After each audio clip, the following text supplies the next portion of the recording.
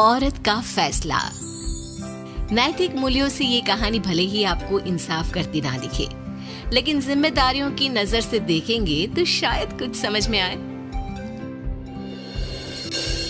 ये क्या है बहू, सुबह से घर का काम करती रहती है, फिर ऑफिस जाती है और बच्चों में लगी रहती है। अरे ऑफिस क्यों नहीं छोड़ देती, या फिर घर के लिए कोई नौकरानी रख ले।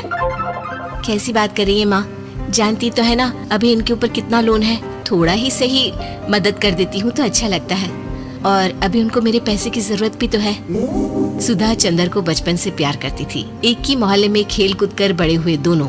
जहाँ सुधा संपन्न परिवार से थी तो वहीं चंदर का परिवार आर्थिक परेशानियों से जूझता ही रहा। लेकिन सुधा की जिद के आगे किसी की नहीं चली। सुधा, कल ऑफिस जल्दी जाना है और 2 दिन के लिए गुजरात ऑफिस के काम से भी जाना होगा। अरे कैसी बात कर रहा है बेटा, बहू को अगले महीने बच्चा होने वाला है, इस वक्त तो उसके साथ है। अरे कोई बात नहीं ना माँ, उनको जरूरी काम होगा, वरना मेरा चंदर ऐसे वक्त में मुझे छोड़कर कभी नहीं जाता। चंदर सुबह घर से निकलता तो आधी रात को घर में घुसता, वो भी शराब के नशे में। चंदर की माँ उसे खूब समझाती। अरे माँ, देख रही हो ना कितना कर्जा है सर पर, काम करना पड़ता है, दिन रात काम नहीं करूँगा तो घर कैसे चलेगा। अरे लेकिन बहू को भी तो देख लिया कर, इस हालत में भी घर का बाहर का सारा काम करती है। चंदर तो जैसे माँ की बात सुनकर भी अनसुना कर देता है। ऑफिस के बाद चंदर का फोन माँ के पास आता है। माँ, वो ऑफिस के काम से आज रात के लिए पास के शहर के ऑफिस जाना पड़ रहा है, कल सुबह आ जाऊंगा। सुधा रात को कमरे में सो रही होती है कि उसके पेट में दर्द होता है। सुधा चंदर को वीडियो कॉल करती है। इनको फोन कर लो, शायद कुछ आराम मिले। लेकिन 10 बार फोन करने पर भी वो सुधा का फोन नहीं उठाता। ऑफिस के काम से गए हैं, हो सकता है बिजी हो। कितनी मेहनत कर रहे हैं हम लोगों के लिए। सुधा सो तो जाती है, लेकिन अकेले उसे कमरे में डर लगता है। अगले रोज चंदर घर आता है, जहाँ सुधा ऑफिस जाने के लिए तैयार हो रही थी। तुम आज भी ऑफिस जाओगे? कल रात भर तो ड्यूटी की है, थक जाओगे, छुट्टी ले लो ना। अरे नहीं नहीं, कैसी बात कर रही हो, ये तो पॉसिबल ही नहीं है। अच्छा रुको, मैं जल्दी से तुम्हारा खाना और नाश्ता बना देती हूँ। बेचारी सुधा ऑफिस जाना छोड़कर लग जाती है पति के लिए खाना बनाने, उसके कपड़े प्रेस करने और जरूरत का सामान मुहैया कराने के लिए। हो सके तो रात की ड्यूटी मत लिया करो ना, मुझे बहुत डर लगता है। अरे यार क्या है, तुम तो ऐसे बिहेव कर रही हो कि तुम ही अकेली हो जिसे बच्चा होने वाला है। इतने लोगों के पति जो काम के सिलसिले में बाहर होते हैं, उनका क्या? सुधा को चंदर के मुंह से ये बातें अजीब लगती है। अरे हुआ क्या है तुमको? पहले तो तुम मेरा कितना ख्याल रखते थे, मेरे पास रहते थे, मेरी दवा से लेकर खाने पीने तक का सारा ख्याल। और अब इस बार तो तुम एक दफा भी मेरे साथ डॉक्टर के पास नहीं आए, क्यों? अरे पागल हो गई हो क्या? पागल वाली बात कर रही हो। काम धंधा देखो या फिर तुम्हें लेकर टहलता फिरूं। और मुझे इस शुक्रवार की रात को काम से निकलना है, सोमवार आऊंगा।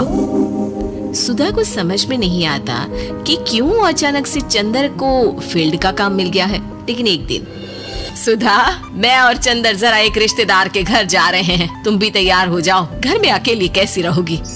अरे नहीं नहीं, इस हालत में इसे लेकर जाना ठीक नहीं है। अरे लेकिन मैं ऑफिस भी तो जाती हूँ, फिर घर में अकेले। चंदर उसकी कोई बात नहीं सुनता। वो सीधा कार निकाल कर माँ को लेकर चला जाता है। सुधा घर के काम में लग जाती है कि अचानक उसकी नजर चंदर के बैग पर पड़ती है, जिसमें कागज दिखाई देता है। इनकी कागज भी ना इधर उधर फैले होते हैं, एक भी खो जाएगा तो बवाल करेंगे।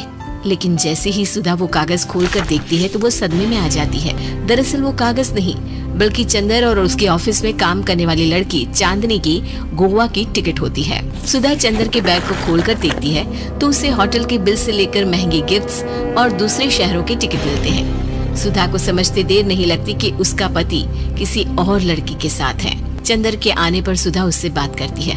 अरे नहीं नहीं, ऐसा कुछ नहीं है, तुमको गलत फहमी हो गई है। लेकिन जब सुधा के सवाल तीखे हो जाते हैं तो चंदर को अपनी गलती माननी पड़ती है और वो सुधा से माफी मांग लेता है। सुधा फैसला कर लेती है कि वो चंदर को छोड़ देगी। बच्चे और सामान को लेकर वो घर से निकल ही रही होती है कि सास उसे रोकती है।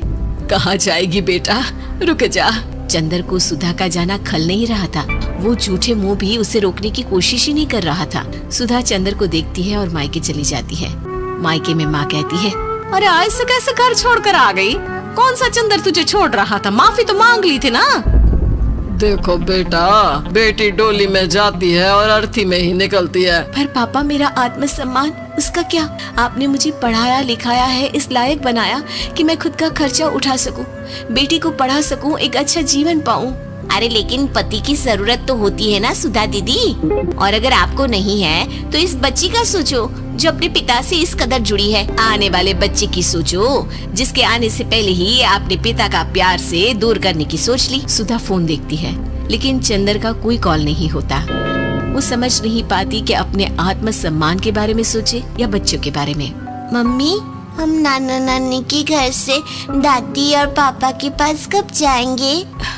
नहीं जाएंगे बेटा, अब यहीं रहेंगे। नहीं मम्मी, मैं पापा के पास जाऊंगी, मुझे दादी के साथ रहना है। और मेरे साथ? हाँ, आपके साथ भी तो, सबके साथ माँ। देखो सुधा दीदी, आपके सर पर पिता का साया होना जरूरी होता है। अपने घमंड के लिए पिता और बेटी को अलग मत करो। सुधा अब सामान उठाकर अपने ससुराल जाने लगती है, लेकिन मन में सवाल रह जाता है कि जिसे दुनिया घमंड समझ रही है वो उसका आत्मसम्मान था। चंदन ने माफी जरूर मांग ली, लेकिन कभी ये एहसास नहीं दिलाया कि वो सिर्फ उसी का है।